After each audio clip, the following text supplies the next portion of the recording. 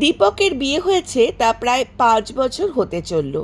2 বছরের একটি মেয়েও আছে তার। বউ মেয়ে নিয়ে তার মোটামুটি সুখেরই সংসার। এরকম সুখের সংসারে দীপকের জীবনে একটু অন্য ধরনের সুর বাজতে শুরু করলো। কিছুটা তার জন্য, হয়তো তার কপালেরই জন্য। গল্প সঙ্গে চায়ের আড্ডায় আমি ইন্দ্রাণী। আজকের গল্প এক্সট্রা ম্যারিটাল অ্যাফেয়ার। আপনারা যারা আমার এই চ্যানেলটিকে প্রথমবার শুনছেন, যদি আপনাদের কাহিনীটি ভালো লেগে থাকে, আপনাদের অমূল্য মতামত নিশ্চয়ই জানিয়ে চ্যানেলটিকে সাবস্ক্রাইব করবেন এবং একটি লাইক দেবেন। শুরু করছি আজকের গল্প extra marital affair. Deepak software engineer, কাজেই কম্পিউটার ইন্টারনেট তার কাছে জলভাত। তবে এসবের ভালো আর খারাপ দুটো দিকে যে আছে তা দীপক বেশ ভালোভাবেই জানত। কিন্তু জানলে কি হবে, মানুষের মন, সব জেনে শুনেও সে ভুল কাজটি করবেই, আর সেটাই দীপক করেছিল। দীপক দুপুরে লাঞ্চের পরে মিনিট 20 ডিজিটাল লেখালেখি করত, যাকে বলে চ্যাটিং। সেখানে যেমন অনেক চেনা বন্ধু থাকতো, সেরকম আবার অনেক অচেনা বন্ধুও ছিল। আর ছেলেরা একটু অচেনা মেয়ে বন্ধুই বেশি পছন্দ করে এই ধরনের আলাপে। কিন্তু সেখানে যে কে আসল ছেলে আর কে যে আসল মেয়ে, সেটা জানা খুব দুরূহ ব্যাপার ছিল। দীপক এটা বেশ ভালোভাবেই জানতো, আর তাই এই ব্যাপারে সে বেশ সতর্কও ছিল। এইরকম একটা দুপুরে তার ডিজিটাল লেখালেখির মাঝে সে একটা অন্য ধরনের মেসেজ পায়। যে লিখেছিল সে তার অচেনা, নাম দেওয়া ছিল আমি হারিয়ে গেছি। তার মেসেজটা ছিল একটা হিন্দি গানের লাইন, আর তারপর ছিল একটা জিজ্ঞাসা, এই গানটা কোন বইয়ের বলতে পারো? দীপক ভালো করে গানের লাইনটা দেখে বেশ বুঝতে পারল গানটা বেশ পুরনো। তবে কোন সিনেমা সে মিনিট 5 বলতে পারবে গুগলদার সৌজন্যে। যথারীতি সে সার্চ করে উত্তর লিখে পাঠিয়ে দিয়ে মনে মনে ভাবল, লোকে এখনও ইন্টারনেটকে ঠিকমতো ব্যবহার করতে শেখেনি। ওদিক থেকে উত্তর এলো ধন্যবাদ। দীপক এবার টাইপ করলো মেল না ফিমেল। ওদিক থেকে কিছুক্ষণ চুপচাপ থাকার পর উত্তর এলো ফিমেল। দীপকের মনটা মুহূর্তের জন্য একটু যেন পুলকিত হয়ে উঠল, কিন্তু সে পুরো বিশ্বাসও করতে পারল না। সে বলল বয়স। ওদিক থেকে উত্তর এলো মেয়েদের বয়স বলতে নেই। দীপক এবার একটু বিশ্বাস করলো, কারণ যদি কোনো ফেক হতো তাহলে উত্তর আসতো 19 কি 20। দীপক এবার লিখল বাড়ি। ওদিক থেকে প্রায় 10 মিনিট পর লেখা এলো আমার নাম রুমা, বাড়ি বেলগাছিয়া, অবিবাহিতা, আর আমি একটা স্কুলে পড়াই। দীপক এতটাও আশা করেনি।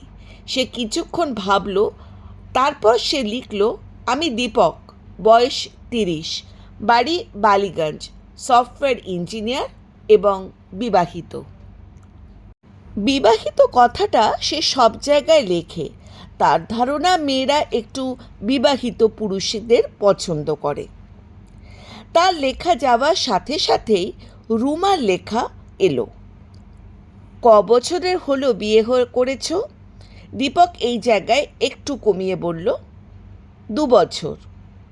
ওদিক দিয়ে লেখা এলো ছেলে মেয়ে আছে? দীপক বলল 6 মাসের একটি মেয়ে। দীপক তার সাথে যোগ করল তুমি এখনো বিয়ে করনি কেন? রুমা এবার যা লিখল সেটা সচরাচর কোনো মেয়ে খুব অল্প পরিচয় লেখে না। রুমা লিখল আমার প্রেমিক আমাকে ছেড়ে চলে গেছে, আমি এখন খুব বিষণ্ণ মন নিয়ে দিন কাটাচ্ছি, তুমি আমার বন্ধু হবে? দীপক লিখল নিশ্চয়ই। দীপক একটু প্রসঙ্গ পাল্টানোর চেষ্টা করল, লিখল তুমি বুঝি গান খুব ভালোবাসো? রুমা লিখল এটা নিয়েই আমি এখন পড়ে আছি, তুমি গান ভালোবাসো না? দীপক অতটা গান পাগল নয়, কিন্তু এখানে সেটা সাজানো যাবে না, তাই সে লিখল হ্যাঁ খুব। ওদিক থেকে লেখা এলো তাহলে আমি কয়েকটা গানের লিস্ট দেব, তুমি আমাকে ওই সব গান কোন সিনেমা আর কে গায়ক সেটাও আমাকে লিখে দিও। দীপক বলতে যাচ্ছিল গুগলদার কথা, কিন্তু ভাবলো না বলে দিলে বন্ধুত্বটা যদি শেষ হয়ে যায়। দীপক লিখল, ঠিক আছে তুমি দিও। ওদিক থেকে আবার একটা অন্যরকম লেখা এলো, জানো আমার না কিছু ভালো লাগে না। ও আমাকে ছেড়ে চলে যাবার পর খালি মনে হয় আমি মরে যাই। দীপক এবার দার্শনিকের মতন লিখল, মরে গেলে তো সব সমস্যার সমাধান হয় না রুমা। একটা কথা মনে রাখবে, খারাপের কিছু পর ভালোই কিছু হয়।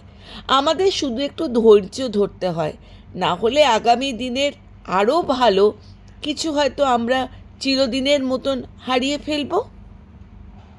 দীপকের লেখাটা পাঠানোর পর ভাবল একটু বেশি হয়ে গেল বোধহয়। ওদিক থেকে মিনিট 10 পর উত্তর এলো, তুমি বেশ ভালো লেখো তো। দীপক আবার প্রসঙ্গ পাল্টানোর জন্য লিখল, তোমার প্রিয় খাবার কি? ওদিক থেকে উত্তর এলো, চাইনিজ।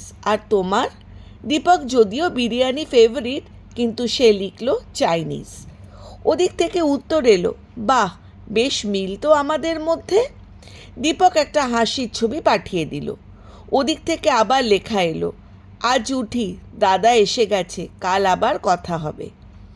সেদিন দীপকের মনে আচমকা একটা অন্য ধরনের ভালো লাগা চলে এলো। মনে হলো আরও কিছুক্ষণ কথা হলে ভালো হতো। সত্যিই মানুষের মনটা কি অদ্ভুত না? বাড়ির বউকে ভালোবেসেও অন্য নারীকেও ভালোবাসার স্বপ্ন দেখা যায়। পরদিনও ঠিক একই সময় দীপক অনলাইন হলো। সেদিনও দুজনের মধ্যে বেশ অনেকক্ষণ লেখালেখি চলল। এভাবে 1 সপ্তাহ কেটে গেল। দীপক বেশ বুঝতে পারল সে রুমার প্রতি একরকম আচ্ছন্ন হয়ে পড়েছে। এটাকে প্রেম বলে নাকি আকর্ষণ সেটা ধরতে পারল না, কিন্তু রুমার সাথে তার কথা বলতে খুব ভালো লাগে এবং সেই কারণেই হয়তো সে এই সপ্তাহে বাড়িতে বউ শিলাকে বেশি করে সময় দেয়নি। পরের সপ্তাহে আরেকটি ঘটনা ঘটল যাতে রুমা দীপকের প্রতি আরও আচ্ছন্ন হয়ে যায়। শিলা গেছে বাপের বাড়ি। দীপক নিজেই ড্রাইভ করে দিয়ে এসেছে রবিবার সন্ধেবেলায়।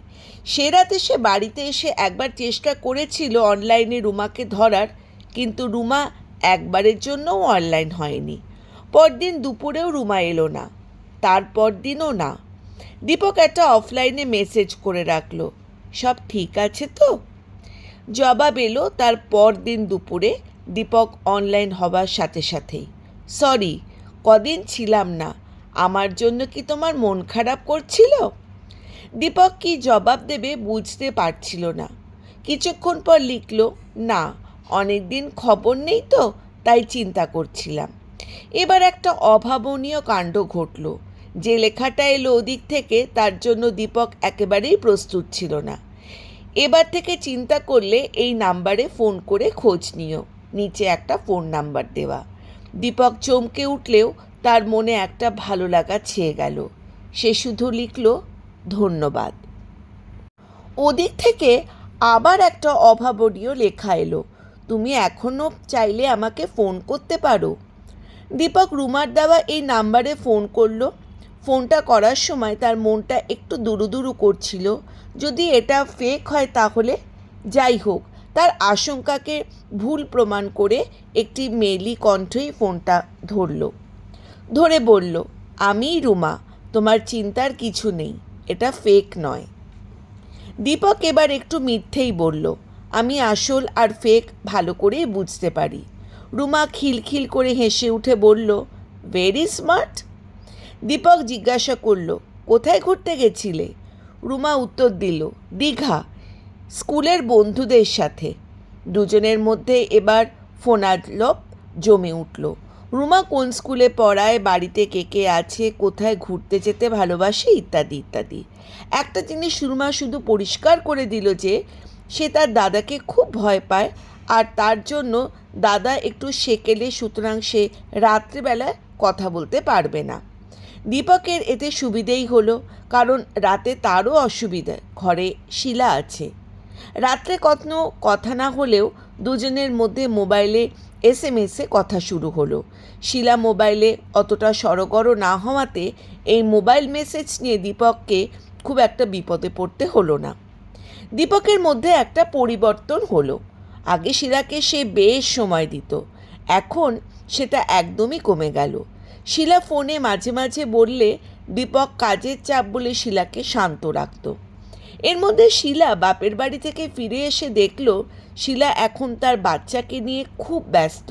তার খাওয়া দাওয়া, ঘুম পাড়ানো সবই শিলা সামলাতো। দীপক শুধু প্রক্সি দিত আর রুমার সঙ্গে ইন্টারনেট আর ফোনে কথা চালিয়ে যেতে লাগলো। রুমা মাঝে মাঝে দীপককে বলতো, তুমি যে আজকে এত কথা বলো, মেসেজ করো, তোমার বউ জানে? দীপক বেশ গর্ব করে বলতো, আমি দুদিক ব্যালেন্স করে চলতে পারি, যাতে বউও খুশি থাকে আর আমাদের মধ্যে কথাবার্তাও ভালো মতন চলে। রুমা তার বিখ্যাত হাসি হেসে বলতো, যেদিন ধরা পড়বে সেদিন বুঝবে। দীপক বলল, নো ম্যাডাম, এ ব্যাপারে আমি একটু স্মার্টই আছি। এরপর এক সন্ধেবেলায় একটা ঘটনা ঘটল। সেদিন ছিল শনিবার। দীপকের অফিসের এক কলিগের বাড়িতে ককটেল পার্টি ছিল। সেটা রুমা আর শিলা দুজনেই জানতো।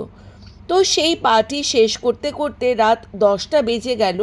একটু নেশাগ্রস্ত হয়ে দীপক নিজেই ড্রাইভ করে বাড়ির উদ্দেশ্যে রওনা দিল। হঠাৎ তার ফোনটা বেজে উঠল, আর কলারের নামটা দেখে সে নিজেই চমকে উঠল। রুমার ফোন এত রাতে? ও তো বলেছিল রাতে ফোন করতে পারবে না। তাহলে ফোনটা রিসিভ করলো দীপক। ও প্রান্তে রুমা বলল, কোথায়? দীপক বলল, ড্রাইভ করছি। রুমা বলল, সাবধানে ফিরো, নিশ্চয়ই নেশা করে আছো, সাবধানে ড্রাইভ করো, তোমার জন্য আমার চিন্তা হচ্ছিল। দীপক একেবারে মোহিত হয়ে গেল এই কথাটাতে। সে একটু নেশাগ্রস্ত ছিল আর তার মনটাও একটু ভারী হয়ে গেল। সে রুমাকে বলল, তুমি খুব ভালো মেয়ে রুমা। এতদিন আমার বিয়ে হয়েছে, কিন্তু শিলা কোনোদিন আমাকে এভাবে ফোন করেনি। দীপকের মুখ থেকে অজান্তে যেন কথাটা বেরিয়ে এলো, I love you Ruma. Ruma ও প্রান্ত থেকে বলল, ধ্যাত, নেশার ঘরে কি যা তা বলছো, সাবধানে বাড়ি ফেরো। দীপক বাড়ি ফিরে দেখল শিলা জেগে বসে রয়েছে আর তার 2 বছরের মেয়ে ঘুমিয়ে পড়েছে। দীপক হঠাৎ শিলার ওপর খুব রাগ হলো। সে কোনো কথা না বলে বিছানায় শুয়ে পড়ল। শিলা তার কাছে গিয়ে বলল, খুব মজা করলে না? দীপক কোনো কথা না বলে পাশ ফিরে শুলো। শিলা এবার তার গায়ের ওপর প্রায় শুয়ে পড়ে বলল, কি হলো, কথা বলছো না যে? দীপক ওভাবেই শুয়েছিল। শিলা, তুমি কি আমাকে ভালোবাসো? শিলা এবার জোর করে দীপককে কাঁধ করে ঠোঁটে আলতো করে চুমু দিয়ে বলল, জানি না। দীপক আর নিজেকে কন্ট্রোল করতে পারল না। সে শিলাকে জাপটে ধরে ভালোবাসার দুনিয়ায় হারিয়ে গেল। বিছানার ভালোবাসা শেষ হওয়ার পর তার নেশাটা একটু কমে গেল। এমন সময় তার মোবাইলে একটা মেসেজ আসার আওয়াজ হলো। মোবাইলটা নিয়ে সে দেখল রুমা মেসেজ করেছে, আশা করি সাবধানে বাড়ি পৌঁছে গেছো। যদি চাও কাল আমরা দেখা করতে পারি সকাল 11টায়। দীপক রিপ্লাই করল, ঠিক আছে। পাশ থেকে শিলা বলল, কার মেসেজ? দীপক বলল, বসের। দীপকের সে রাতে ঘুম এলো না। তার এক পাশে মেয়ে শুয়ে আছে আর অন্য পাশে শিলা। ঘরের নাইট ল্যাম্পে শিলার মুখের দিকে তাকিয়ে সে ভাবল, এই মেয়ে স্বামী ছাড়া আর বাইরে কোনো কিছু জগৎ যে থাকতে পারে তা বোধহয় বিশ্বাসই করে না। আর রুমা, সে তো বিবাহিত জেনেও তাকে এক অজানা সম্পর্কের আহ্বানে ডেকে যাচ্ছে।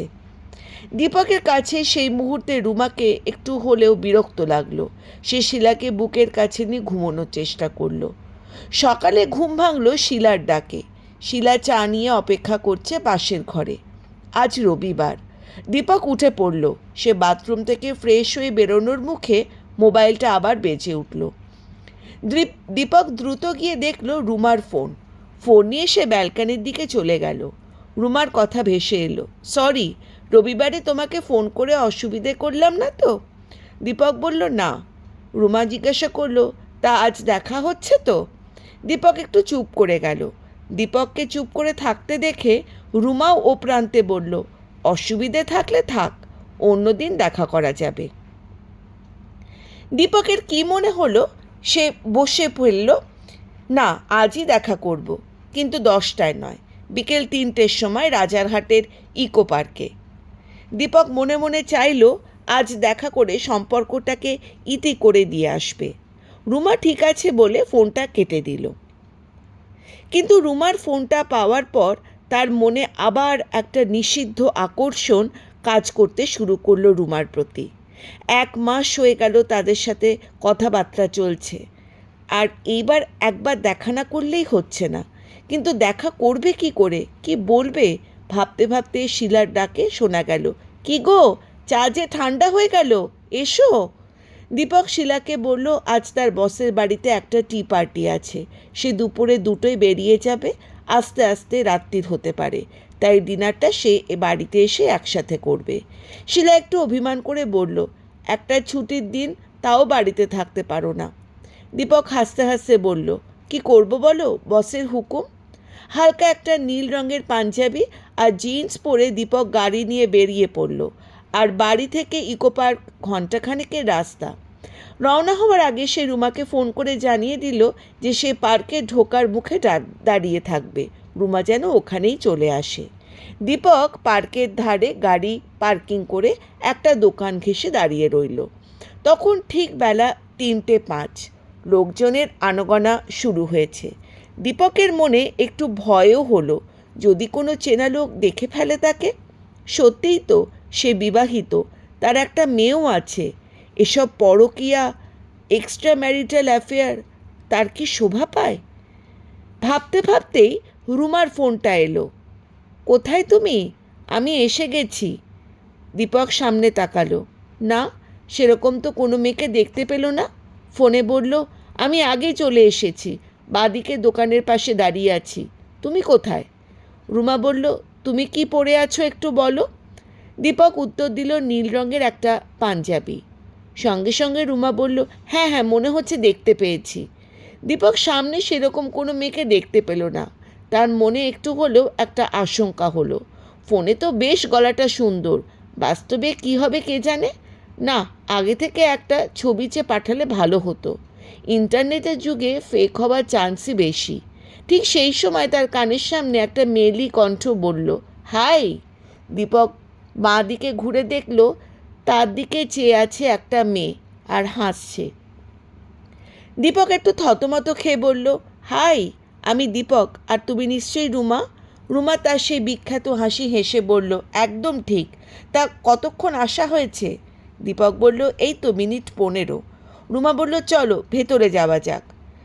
দীপক মিনিটখানে কিছু না বলে রুমাকে দেখতে লাগলো। মেয়েটা হয়তো সুন্দরী নয়, কিন্তু তার শরীরে এক দুর্নিবার আকর্ষণ আছে, যা যে কোনো পুরুষ মানুষকে অতি সহজেই আকৃষ্ট করতে পারে। সহসা দীপকের মনে হলো সে রুমার শরীর নিয়ে এর আগে কোনো দিন ভাবেনি। সে তার কথাবার্তায় মোহিত হয়েছিল ঠিকই, কিন্তু আজ তাকে দেখে তার প্রতি সে একটা শারীরিক আকর্ষণ অনুভব করল। তার মানে কি পরকীয়া বা এক্সট্রা ম্যারিটাল অ্যাফেয়ার প্রেমে মনের ভালোবাসা নয়, শরীরই কথা বলে? রুমা আবার খিকখিক করে হেসে বলল, কি মশাই, অত কি দেখছেন? দেখার দিন অনেক পড়ে আছে, ভেতরে চলো। দীপক যেন এবার সত্যিই রুমার প্রতি আরও যেন মোহিত হয়ে পড়ল। তার মনে হলো রুমাকে নিয়ে সে একাকী অনেক দূরে চলে যায়। সে হঠাৎ অফার করে বসলো, পার্কে না ঢুকে চলো আমরা একটু গাড়ি নিয়ে ঘুরি। রুমা একটু মিচকি হেসে বলল, বেশ, তাহলে তাই চলো। রুমা দীপকের পাশে বসে। দীপক গাড়ি ছুটিয়ে চলেছে। সে এর আগেও শিলাকে নিয়ে লং ড্রাইভে গেছিল, কিন্তু কেন জানে না আজ তার মধ্যে একটা অদ্ভুত অনুভূতি হচ্ছে। চালাতে চালাতে সে মাঝে মাঝে রুমার দিকে তাকাচ্ছে। রুমা তার লাস্যময় মুখ নিয়ে সামনে তাকিয়ে এভাবে মিনিট 15 চলার পর রুমা মুখ খুলল, মশাই, সামনের দিকে তাকাও, অ্যাক্সিডেন্ট হবে যে। দীপক একটু লজ্জা পেয়ে বলল, না না, এসব রাস্তা আমার চেনা। রুমা বলল, আগে কাউকে নিয়ে এসেছিলে বুঝি? বউকে? দীপক বলল, তা এসেছিলাম। রুমা বলল, বউ জানে যে তুমি আজকে আমার সাথে ঘুরতে বেরিয়েছ? দীপক বলল, না, বলেছি বসের বাড়িতে যাচ্ছি, অফিসের কাজ আছে। রুমার আবার সেই খিলখিল হাসি হেসে বলল, তা বউ বিশ্বাস করেছে? দীপক বলল, আমার বউ একটু সাদাসিধে, আমাকে অবিশ্বাস করে না। রুমা এবার একটু গম্ভীর মুখ করে বলল, সাদাসিধে বলে ঠকাচ্ছ? দীপক বলল, ঠকানোর কি আছে? বিয়ের পর কি মেয়ে বন্ধু থাকতে পারে না? রুমা এবার বলে উঠল, তা পারে, তবে ছুটির দিনে বউকে মিথ্যে বলে সেই বান্ধবীকে নিয়ে গাড়িতে পাশে বসিয়ে কেউ লং ড্রাইভে যায়?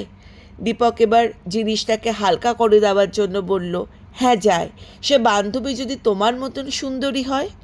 রুমা এবার একটু ন্যাকা গলায় বলল, মশাই, আমি কিন্তু সুন্দরী নই, ও তোমার চোখের ভুল, চোখের ডাক্তার দেখাও। দীপক বলল, চোখ আমার একদম ঠিকই, তোমারই চোখ খারাপ, ওই জন্যই আয়নাতে তুমি তোমার মুখ ভালো করে দেখতে পাও না। এরকম আরও গল্প কথা এড়িয়ে চলল আর সামনের দিকে এগিয়ে চলল। তারপর ছোট্ট অথচ দীপকের মন কারণ একটা ঘটনা ঘটল। দীপক গাড়ির গিয়ার চেঞ্জ করার সময় গিয়ারে হাত দিয়ে বুঝল হাতটা রেখেছে রুমার ডান হাতের ওপর। মুহূর্তের জন্য তাদের কথা থেমে গেল, কেউই হাত সরানোর চেষ্টা করল না। এইভাবে মিনিট 5 চলার পর দীপক বলল, তোমার মতন মেয়েকে তোমার প্রেমিক কেন যে ছেড়ে চলে গেল বুঝতে পারছি না। রুমা এবার হাতটা সরিয়ে নিয়ে একটু উদাস গলায় বলল, আমার কপাল, ভগবান এই জিনিসটা আমায় একদমই ভালো দেয়নি, বাদ দাও তার কথা। দীপক এবার জিজ্ঞাসা করলো, তোমার বাড়িতে কে কে আছে? রুমা এবার যেন একটুখানি থমকে গেল, একটু ভেবে বলল, দাদা, বৌদি, মা আর বাবা। দীপক বলল, তোমার দাদা তো শুনেছি খুব কড়া, তা কি বলে আজ বেরোলে? রুমা বলল, বন্ধুর বাড়ি অনুষ্ঠান আছে, এই বলে বেরিয়েছি, আমাদের কিন্তু তাড়াতাড়ি ফিরতে হবে। দীপক এতক্ষণে খেয়াল করল যে তারা কথা বলতে বলতে অনেকটা দূর চলে এসেছে, বেলা গড়িয়ে সন্ধে হওয়ার মুখে। এধারের রাস্তাগুলো বেশ ফাঁকা, পাশে গাছপালা ভর্তি। সে বুঝল সে কলকাতা ছেড়িয়ে মফস্বলের কোনো একটা রাস্তায় ঢুকে পড়েছে। দীপক গাড়ি ঘুরিয়ে দিল, রুমাকে জিজ্ঞাসা করলো, তোমায় কি বাড়িতে পৌঁছে দিয়ে আসবো? রুমা বলল, না না, অত দূর যেতে হবে না, আমাকে পার্কের সামনে নামিয়ে দিলেই হবে। এবার ফেরার পালা। আবার টুকিটাকি গল্প করতে করতে রুমা হঠাৎই বলল, কাল রাতে আমায় কি বলেছিলে সেটা তোমার খেয়াল আছে? দীপকের শুধু মনে আছে কাল রাতে পার্টি করে ফিরছিল, নেশা করেছিল আর রুমা তাকে ফোন করেছিল, কিন্তু কী কথা সে বলেছিল সেটা তার একদমই মনে নেই। সে একটু বোকার মতন বলল, কি বলেছি বলো তো? রুমা আবার সেই খিলখিল করে হেসে বলল, মনে করার চেষ্টা করো। দীপক অনেকবার ভাবলো, কিন্তু তার কিছুতেই মনে পড়ল না। এবার সে রুমাকেই বলল, তুমিই বলো। রুমা এবার একটু গম্ভীর মুখে বলল, মনে না পড়া মানে তুমি যা বলেছিলে সেটা মন থেকে বলনি, আর যা মন থেকে বলনি তা ভুলে গেলে সবারই মঙ্গল। দীপক ভেবে পেল না সে কী এমন কথা বলেছে যা রুমার মনে একেবারে গেঁথে আছে। দীপক এবার রুমার একটা হাত চেপে ধরল।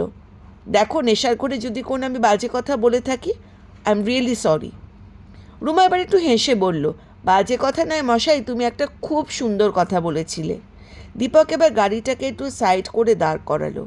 জায়গাটা একটু বেশিই নির্জন, কিন্তু তাকে জানতেই হবে যে সে রাতে কি এমন কথা বলেছিল। গাড়ি দাঁড় করাতে রুমা জিজ্ঞাসা করলো, কি হলো, গাড়ি দাঁড় করালে যে? দীপক একটু হেসে বলল, কাল রাতে আমি কি বলেছিলাম? না বললে আমি আর গাড়ি চালাবই না। বলো আমাকে, কি বলেছিলাম আমি? রুমা বলল, কি মুশকিল, বললাম তো আমি বলতে পারবো না। তুমি আজ ভাবো, কাল ভাবো, পরশুও ভাবো, তারপরে মনে না পড়লে আমাকে জিজ্ঞাসা করো। দীপক রুমার দিকে কিছুক্ষণ চেয়ে রইল। হঠাৎ তার চোখ দুটো নিবদ্ধ হলো রুমার ঠোঁটের ওপর।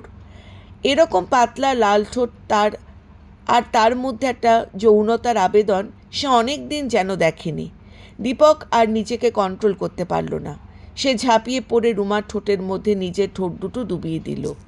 রুমা কিছুটা হকচকিয়ে গেলেও কোনো বাধাও দিল না, এবং দীপকের সাথে সেও পুরো সহযোগিতা করল। এইভাবে মিনিট 5 কাটল। রুমা আস্তে করে বলল, ছাড়ো এবার। দীপক ছেড়ে দিল। রুমা মুখটা মুছে বাঁদিকে তাকিয়ে রইল। দীপকের মনে হলো রুমা বোধহয় রাগ করেছে। সে শুধু একবার সরি বলে গাড়ি স্টার্ট করে দিল। আসার পথে রুমা গাড়িতে আর কোনো কথা বলল না। দীপকও একটু ঘাবড়ে গেল। তার মনে হলো এটা সে সঠিক কাজ করেনি। পার্কের সামনে রুমা গাড়ি থেকে নামার পর দীপক আবার বলল, রুমা, আমি সত্যিই সরি। রুমা এবার একটা মায়াবী হেসে হেসে বলল, আমি কিন্তু সরি নই। রুমা নেমে চলে গেল। দীপক চেয়ে দেখল রুমা একটা ট্যাক্সি নিয়ে বেরিয়ে গেল। দীপকের মধ্যে অদ্ভুত একটা ভালো লাগা কাজ করতে লাগলো। মনের মধ্যে একটা নিষিদ্ধ কাজ করার এক অজানা আনন্দ ঘুরে বেড়াতে লাগলো। মনে হলো সে কি আবার প্রেমে পড়েছে, নাকি নিছকই এটা একটা শরীরের আকর্ষণ। মোবাইলে মেসেজ আওয়াজ এলো, রুমার মেসেজ। সেটা পড়ে দীপক চমকে উঠল। কাল রাতে তুমি আমায় বলেছিলে আই লাভ ইউ, মনে পড়ছে মশাই? দীপকের কিন্তু তাও মনে পড়ল না সে এটা বলেছিল কি না। আবার একটা মেসেজ এলো, আবার Ruma, I love you Deepak. Deepak কিন্তু মেসেজটা পেয়ে এক অজানা ভয়ে সেটাকে ডিলিট করে দিল। হঠাৎ তার শিলার কথা মনে পড়ল। ঘড়িতে দেখল রাত 8:30 বেজে গেছে। দীপক গাড়ি স্টার্ট করে দিল। সে রাতে দীপকের হঠাৎ করে শিলার জন্য মনটা কেমন করে উঠল। সে ভাবল সে চরিত্রহীন, ঘরে মেয়ে বউ থাকতে সে একটা অন্য মেয়ের সাথে সম্পর্ক গড়ে তুলেছে, সে তাকে ঠকাচ্ছে। আর সত্যিই শিলা একটা সরল সাদাসিধে মেয়ে, তাকে একবারের জন্য সন্দেহ করছে না। সেদিন দীপক মেয়ে ঘুমিয়ে পড়ার পর শিলাকে আদরে আদরে ভরিয়ে দিল। শিলাও স্বামীর এরকম আদরে একটু চমকে উঠেই বলল, কি হয়েছে আজ বসের বাড়ি থেকে ফিরে তুমি এরকম কাজ করলে, যাতে আমাকে আবার আদরও করলে? দীপক ক্ষণিকের জন্য মনে পড়ল রুমা সে দীর্ঘ চুম্বনের কথা। সেটা সে ভুলতে দীপক আরও মরিয়া হয়ে শিলাকে আদর করতে শুরু করলো। আদর করতে করতে দীপক টের পেল তার মোবাইলে 3টে মেসেজ এসেছে এবং তার বদ্ধমূল ধারণা ওগুলো রুমারই হবে। কিন্তু সে তুলল না। এর মিনিট 10 পড়ল মিনা মোবাইলে ফোন হচ্ছে, 2বার 3বার 4বার। এত রাতে কে? দীপক বলল, যেই হোক, এ রাত শুধু তোমার আর আমার শিলা। সকালে উঠে সে দেখল সে যা ভেবেছিল ঠিক তাই। 3টে রুমার মেসেজ আর 5টা রুমার মিসড কল। মেসেজগুলো তক্ষুনি না দেখে সে রেডি হয়ে অফিসের উদ্দেশ্যে বেরিয়ে পড়ল। অফিসে গিয়ে দীপক মেসেজগুলো দেখল। প্রথমটায় লেখা, কি মনে পড়েছে এবার সেদিন রাতে তুমি আমায় কি বলেছিলে? আর 5 মিনিট পরের মেসেজটায় লেখা, কি গো আমার মেসেজগুলো কি তুমি পাওনি? আর তার পরের লেখাটা, কি হলো, কোনো উত্তর নেই কেন? তুমি কি তাহলে আমাকে অ্যাভয়েড করছো? আর তারপরে ফোনগুলো আসে। দীপকের মনে হলো না অনেক হয়েছে, সম্পর্কের এখানে ইতি টানতে হবে। সে ভেবে ঠিক করলো রুমাকে মেল করবে। দীপক তার ব্যক্তিগত মেলে গিয়ে দেখল রুমার একটি মেল ইতিমধ্যেই এসে গেছে এবং সেটা এসেছে রাত 1:30টার কিছু পরে। দীপক তার ব্যক্তিগত মেলে গিয়ে দেখল রুমার একটা মেল ইতিমধ্যে তার 1:30টার কিছু পরে। সেই মেলটা সে খুলে দেখল লেখা রয়েছে, দীপক, তোমার সাথে আমার 1 মাসের আলাপ। প্রথম দিকে তোমার কথাবার্তা, তোমার লেখা আমাকে একটা অন্যরকম আনন্দ দিত, অন্যরকম ভালো লাগা দিত। কিন্তু কাল তোমার সাথে দেখা করার পর, তোমার সঙ্গে কিছুক্ষণ সময় কাটানোর পর আমি তোমার প্রেমে পড়ে গেছি। আমি তোমাকে আমার সব কিছু দিতে চাই, আমার মন, আমার ভালোবাসা, আমার শরীর, সব। কিন্তু তোমাকে দেখে আমি ঠিক বুঝতে পারলাম না যে তুমি আমাকে সত্যিই ভালোবাসো কি না, নাকি অন্য ছেলেদের মতো তুমিও আমার শরীরের প্রতি অনুরক্ত। আমি তোমাকে আমার শরীর দিতে অরাজি নই, কিন্তু আমি তার আগে জানতে চাই তোমার ভালোবাসা। মনের ভালোবাসা থাকলেই শরীরে ভালোবাসা এমনিই হয়। আমি তোমায় সত্যিই খুব ভালোবেসে ফেলেছি। পুনশ্চ কালকের ব্যবহারে আমি সত্যিই খুব দুঃখ পেয়েছি। আমার কথার তো উত্তরই দিলে না, আর একবার জিজ্ঞেসও করলে না আমি ঠিকঠাক বাড়ি পৌঁছেছি কিনা। যাই হোক, আমার মতামত জানালাম, বাকিটা ঈশ্বরের ইচ্ছে আর তোমার মর্জি। ইতি, তোমার রুমা। দীপক মেলটা পড়ে কিছুক্ষণ থমে গেল। মেয়েটা কি জেনে শুনে একটা বিবাহিত ছেলের প্রেমে পড়ে সে এতগুলো কাজ করছে? তার বাড়িতে তো বউ আছে, বাচ্চা আছে। দীপক নিজেকেও একটু দোষারোপ করলো। সেও তো এটাকে প্রশ্রয় দিয়েছে, দেখা করেছে, তাকে কিসও করেছে, কিন্তু সে তো রুমাকে কখনোই মন দিয়ে ভালোবাসতে পারেনি। হয়তো সেটা তার শরীরের প্রতি আকর্ষণ, কিন্তু সেটা রুমা ভালোবাসা ভেবে নিলে তার তো কোনো দোষ নেই। এরকম তো অনেকেরই অনেকবারই হতে পারে। তাই বলে কি তারা ভালোবেসে ফেলে? না। দীপক এবার রুমাকে রিপ্লাই করল, রুমা, আমি অনেক ভেবে দেখলাম আমাদের এই সম্পর্ক এখানেই শেষ করা উচিত। আমার বাড়িতে বউ আছে, একটা বাচ্চা মেয়েও আছে 2 বছরের। আমি তাদের খুবই ভালোবাসি, তাদের প্রতি আমি দায়বদ্ধ। আমার পক্ষে আর এই সম্পর্ক রাখা সম্ভব নয়। ইতি দীপক। দীপক মেলটা সেন্ড করতে করতে রুমার ফোনটা চলে এলো। দীপক ফোনটা এবার ধরল। রুমা অন্য প্রান্ত থেকে ধীর গলাতে বলল, তুমি কি আমাকে অ্যাভয়েড করছো? দীপক একটু আমতা আমতা করে বলল, না মানে কাল ওই মেসেজটা আমার বউ দেখে ফেলে, তারপর বাড়িতে খুব ঝামেলা হয়, ওই জন্য আর ফোন ধরতে পারিনি। রুমা এবার বলল, তুমি যে বলেছিলে তোমার বউ খুব সরল সাদাসিধে, সে কিছু বোঝে না, তাকে অন্য কিছু বলতে পারলে না? দীপক কী বলবে ভেবে পারল না। সে বলল, রুমা বলল, আজ একবার তোমার সাথে দেখা করতে চাই বিকেলের দিকে। দীপকের মুখ থেকে বেরিয়ে এলো, আজ হবে না গো, আজ আমার অফিসের কাজ আছে। এবার রুমা অবাক হয়ে বলল, ঠিক আছে, আমি তোমার অফিসে যাচ্ছি, কটায় বেরোবে বলো? দীপক এবার মাথাটাকে একটু ঠান্ডা করে বলল, রুমা, তোমার মেলটা আমি পেয়েছি, আমিও তোমাকে একটা মেল ব্যাক করেছি, সেটা দেখে নিও। রুমা এবার ঠিক আছে বলে ফোনটা রেখে দিল।